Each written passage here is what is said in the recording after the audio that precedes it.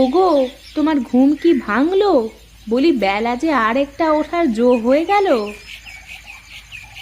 কি করে যে মানুষ বেলা ওঠার পরেও ঘুমিয়ে থাকে! না বাবা, আমার তো সকাল হলে আর এক দণ্ডও বিছানায় থাকতে পারি না। বলি ওগো, তুমি কি উঠবা না আজকে? ওগো ওঠো, তোমার কি খাওয়া দাওয়া লাগবে না নাকি? কি হলো? কখন থেকে সেই বকর বকর করিয়ে যাচ্ছ? কি হয়েছে বলো দেখি। আহ! বাড়িতে ডাকাত পড়েছে তো তাই চিল্লাচ্ছি। বলি বেলা কত হলো সে খেয়াল কি আছে তোমার? এই, অত দেখে কি হবে? কি সুন্দর বেশ ঘুমাচ্ছিলাম, দিলে তো সব মাটি করে। হ্যাঁ, আমি জীবনে এরকম মানুষ দেখিনি বাপু। দিনের বেলা পড়ে পড়ে ঘুমায় আর স্বপ্ন দেখে। দেখবে কি করে শুনি? আমি তো একটাই পিস, আমার মতো আর কাউকে কি পাবে তুমি? হয়েছে হয়েছে, এবার তুমি তাড়াতাড়ি হাত মুখ ধুয়ে এসো তো দেখি, আমি খাবার বাড়ি ততক্ষণে।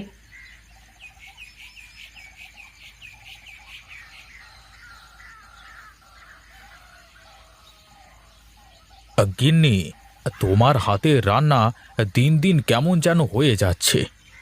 কেমন হয়ে যাচ্ছে মানে? রান্না কি খারাপ হয়েছে? না না, খারাপের কথা বলিনি, তবে আগের মতো সেই স্বাদ আর পাইনে। তাহলে আর কি, নতুন আরেকজনকে নিয়ে আসো বাড়িতে, সে তোমাকে আমার থেকে ভালো করে রান্না করে খাওয়াবে।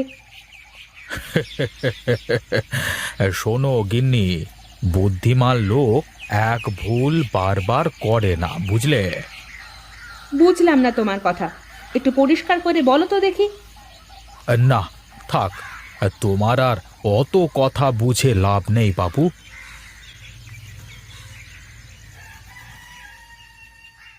কি গো, এখন আবার বসে বসে কি অকাম করতেছো শুনি? তোমার কি চোখে ছানি পড়েছে নাকি? দেখতে পাচ্ছ না কোদালের আচারি বানাচ্ছি? তা কোদালের আচারি বানিয়ে কি করবা শুনি? ভাবছি উঠোনের চারপাশে এত জায়গা পড়ে থাকে, কুপিয়ে কিছু সবজি গাছ লাগিয়ে দেব। তাতে করে দুটো খাওয়াও যাবে, দুটো বেচাও যাবে। তোমার আবার এই বুদ্ধি আসলো মাথায় কবে শুনি? ধুত তেরিকা, তোমার দেখি আমার কোনো কাজই সহ্য হয় না।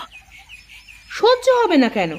আমি যখন বলি তখন তোমার কাছে এগুলো অকাজ মনে হয়। ওই দেখো, চালের ওপর একটু তাকায় দেখো তো। এ কি, এ তো অনেক কুমড়ো ধরেছে। হ্যাঁ, তোমার তো ওদিকে চোখ নেই, দেখো কত কুমড়ো। এত কুমড়ো তো আমরা খেয়ে ফুরাতে পারবো না গিন্নি। কিছু কুমড়ো তো বিক্রিও করা যায়, তাই না? হ্যাঁ, তা তো এখন করাই যায়, কারণ বিক্রি করলে যে টাকা কয়টা তোমার পকেটে ঢুকবে, আমার তো কষ্ট করাই সার। শোনো গিন্নি, এখন থেকে তুমি আর আমি দুজনে মিলে বাড়ির আশেপাশে যেসব জায়গা পড়ে আছে সবখানে সবজির চাষ করব। তাতে করে আমাদের সংসারের অনেক খরচ বেঁচে যাবে। যাক, তোমার তাহলে একটু হলেও সুবুদ্ধির উদয় হয়েছে, আমি এতেই খুশি। তুমি তোমার কাজ করো, আমি একটু ওদিকটা দেখে আসি। ও বিনোদদা, আরে ও বিনোদদা, একটু দাঁড়াও দাঁড়াও। কি রে, কি হয়েছে? ডাকছিস কেন? বলি, ডাকি কি আর সাধে? মাথা থেকে কুমড়োর ঝুড়িটা আগে নাবাও দেখি। কেন রে, তুই কি কুমড়ো নিবি নাকি? আরে হ্যাঁ, সেই জন্যই তো তোমাকে মাথা থেকে নামাতে বলছি।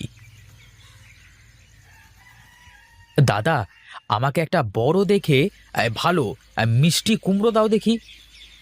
হ্যাঁ রে, সবই পাকা কুমড়ো আর খুব মিষ্টি। তোর যেটা ভালো লাগে সেটা তুলে নে। দাদা, তোমাকে কয় টাকা দেওয়া লাগবে? তুই আর কত দিবি? বাজারে নিয়ে গেলে তো 20 টাকায় বেচতাম। তুই এক কাজ কর, 15 টাকা দে। কি বলো দাদা, 15 টাকা? এই যে, এই হলো মানুষের দোষ। শোন, ভালো জিনিস সবসময় ভালো দাম দিয়েই কিনতে হয়। তোমার কথাটা ঠিক বুঝলাম না দাদা। আচ্ছা আচ্ছা, তোর বোঝা লাগবে না, তুই 10 টাকা দে, এর কমে দিতে পারবো না ভাই।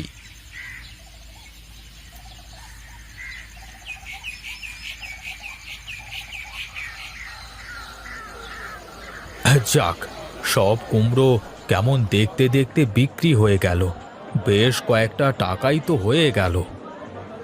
কি দাদা, সব কুমড়ো বিক্রি হয়ে গেল তো? হাত ভর্তি টাকা মনে হচ্ছে। হ্যাঁ রে, বেশ কয়েকটা টাকাই তো বিক্রি করে ফেললাম। তা হ্যাঁ, বাড়িতে কি আরো কুমড়ো আছে নাকি এ কটাই? আরও আছে, আজ অল্প করেই নিয়ে আসলাম, কালকে আবার কয়েকটা নিয়ে আসবো। তা কতটুকু জমিতে লাগিয়েছো দাদা? আরে না না, তোর বৌদি বাড়ির পাশে লাগিয়েছিল 2টো গাছ, তাতেই এত ধরেছে। তাই বলো? এই টাকার আসল মালিক তো তাহলে বৌদি? হ্যাঁ রে হ্যাঁ, বাড়িতে গিয়ে যে আমাকে পই পই করে হিসেব দিতে হবে।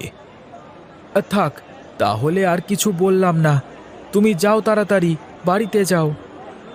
হ্যাঁ হ্যাঁ, যাবো যাবো, কিন্তু তার আগে যে আরো কাজ আছে রে, আমার যে অনেক জনের টাকা উসুল করতে যেতে হবে। ঠিক আছে দাদা, এখন আমি চলি তাহলে। তুমি কাল কিন্তু আমার জন্য বড় দেখে একটা কুমড়ো রেখে দেবে। হ্যাঁ, দাম যা নেবে নিও, কিন্তু থাকে যেন। আচ্ছা আচ্ছা, ঠিক আছে, মনে থাকবে।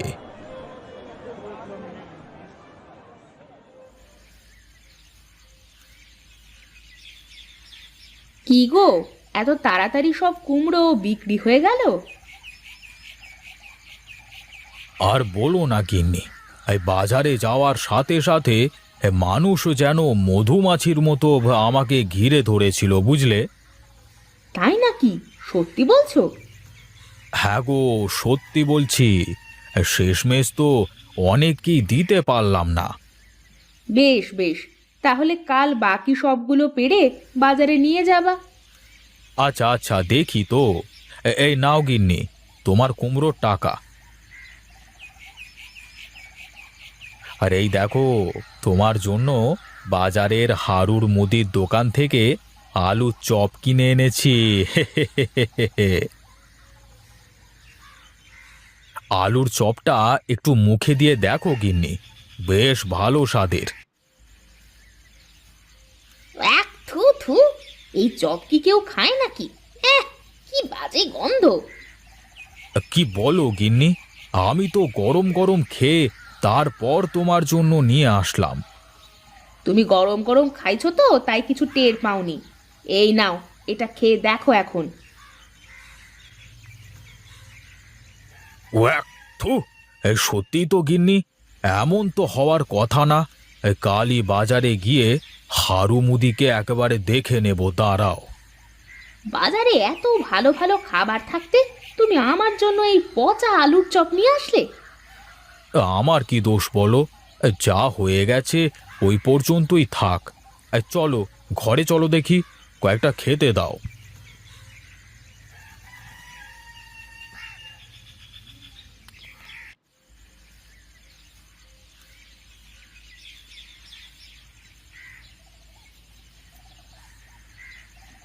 ওগো, শুনতেছো? তাড়াতাড়ি একটু বাইরে আসো, দেখো এ কি কাণ্ড হয়েছে। কি হয়েছে গিন্নি? এই সাত সকাল করে গলা ফাটিয়ে চেঁচাচ্ছ কেন? কি জন্যে চেঁচাচ্ছি তুমি দেখতে পাচ্ছ না? কই, কি হয়েছে? ওই দেখো, উঠানে আলুর চপের গাছ হয়ে গেছে। কত আলুর চপ ধরেছে, দেখো দেখো। এ কি, এটা কি করে হয়? আমার তো বিশ্বাসই হচ্ছে না। আমিও তো প্রথম দেখে নিজেই নিজের চোখকে বিশ্বাস করতে পারছিলাম না। দেখো তো গিন্নি, এই চপগুলো খাওয়া যায় কিনা? না গো, আমার অত শখ নেই, যদি পাগল টাগল হয়ে যাই। আচ্ছা আচ্ছা, আমি খেয়ে দেখি তো কি হয়।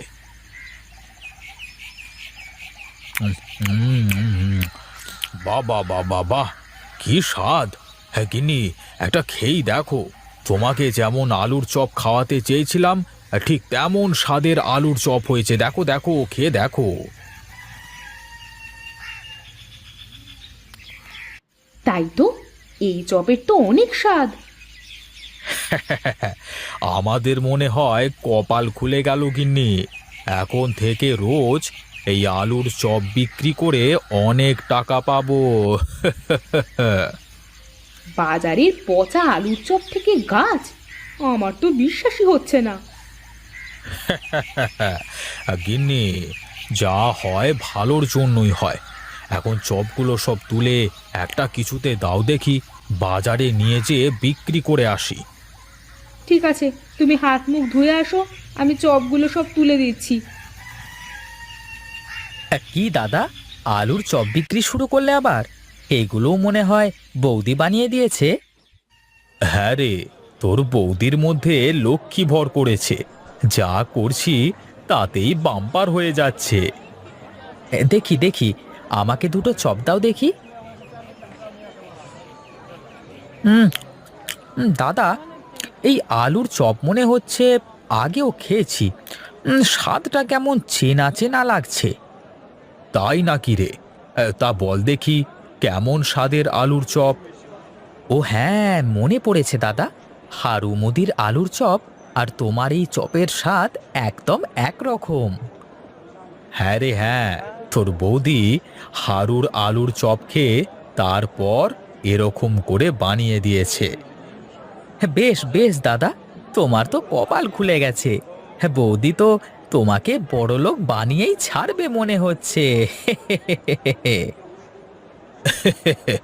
দেখি কত দূর কি হয়। হ্যাঁ, তোকে কি আর একটা চপ দেবো রে? না দাদা, থাক, আবার পরে খাবো। এখন তাহলে আমি চলি। এই নাও তোমার চপের দাম। কপালে যদি থাকে ঘি, না খেয়ে করবিটা কি?